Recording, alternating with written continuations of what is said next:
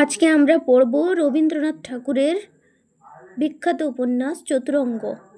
আমরা শুরু করছি। জ্যাঠামশাই, আমি পাড়াগা হইতে কলিকাতা আসিয়া কলেজে প্রবেশ করিলাম। শচীশ তখন বিএ ক্লাসে পড়িতেছে। আমাদের বয়স প্রায় সমান হইবে।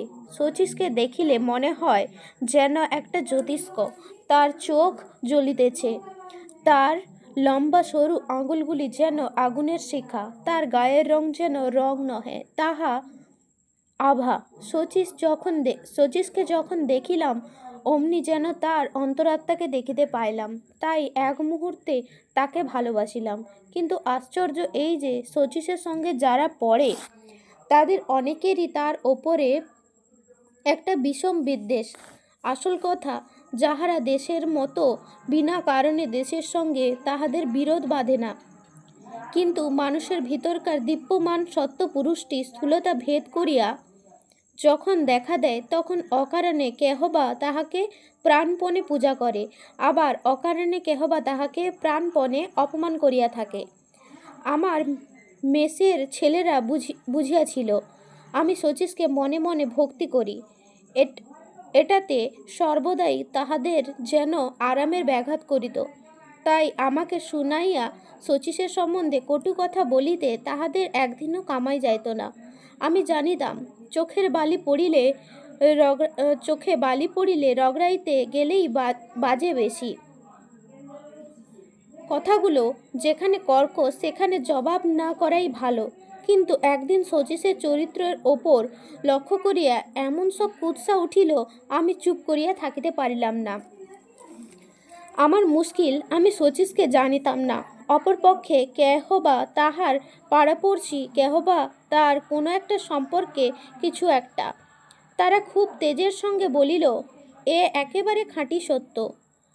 আমি আরও তেজের সঙ্গে বলিলাম, আমি এর সিকি পয়সা বিশ্বাস করি না।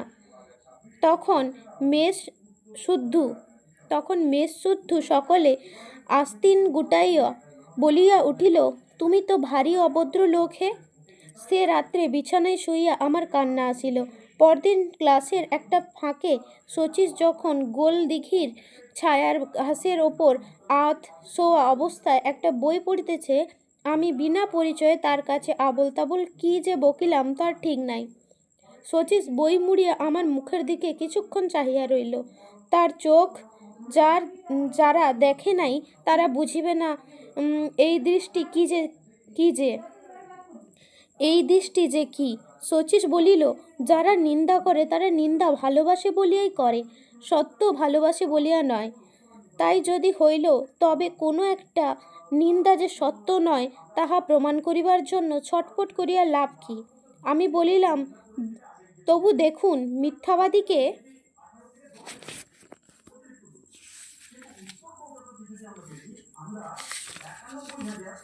শচীশ বাধা দিয়া বলিল, ওরা তো মিথ্যাবাদী নয়। আমাদের পাড়ায় পক্ষাঘাতে একজন কলুর ছেলের গা হাত কাঁপে, সে কাজ করিতে পারে না। শীতের দিনে আমি তাকে একটা দামি কম্বল দিয়াছিলাম।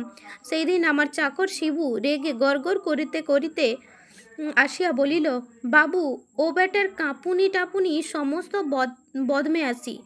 আমার মধ্যে কিছু ভালো আছে, এ কথা যারা উড়াইয়া দেয় তাদের সেই শিবুর দশা।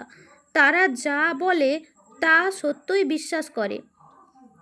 আমার ভাগ্যে একটা কোনো দামি কম্বল অতিরিক্ত জুটিয়াছিল। রাজ্য শুধু শিবুর দল নিশ্চয় স্থির করিয়াছে, সেটাতে আমার অধিকার নাই।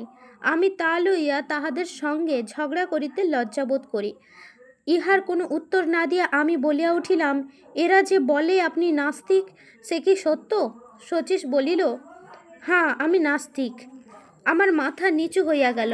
আমি মেসের লোকের সঙ্গে ঝগড়া করিয়াছিলাম যে শচীশ কখনোই নাস্তিক হইতে পারে না। শচীশ সম্বন্ধে গোড়াতেই আমি দুটো মস্ত ঘা খাইয়াছি। আমি তাহাকে দেখিয়াই মনে করিয়াছিলাম সে ব্রাহ্মণের ছেলে। মুখখানি যে দেবমূর্তির মতো সাদা পাথরের কোদা, তার উপাধি শুনিয়াছিলাম মল্লিক। আমাদেরও গায়ে মল্লিক উপাধিধারী একঘর কুলীন ব্রাহ্মণ আছে। কিন্তু জানিয়াছি শচীশ সোনার বেনে। আমাদের নিষ্ঠাবান কায়স্থের ঘর। জাতি হিসেবে সোনার বেনেকে অন্তরের সঙ্গে ঘৃণা করিয়া থাকি, আর নাস্তিককে নরঘাতকের চেয়ে, এমনকি গোখাদকের চেয়েও পাপিষ্ঠ বলিয়া জানিতাম। কোনো কথা না বলিয়া শচীশের মুখের দিকে চাহিয়া রইলাম। তখনও দেখিলাম মুখে সেই জ্যোতি, যেন অন্তরের মধ্যে পূজার প্রদীপ জ্বলিতেছে।